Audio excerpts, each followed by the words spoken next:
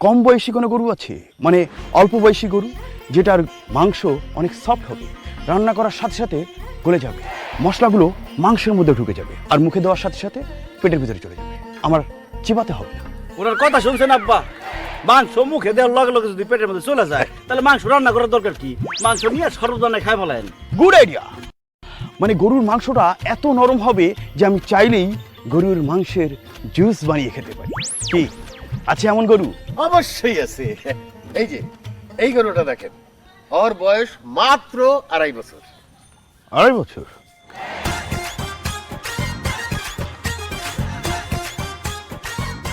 দূর মিয়া, কিসের এটা 2.5 বছর? এটা তোমার দাদার বয়সী গরু। ভাইজান, তাহলে পরের গরুটা দেখেন, এটা মাত্র প্রাইমারি স্কুল পাস করছে।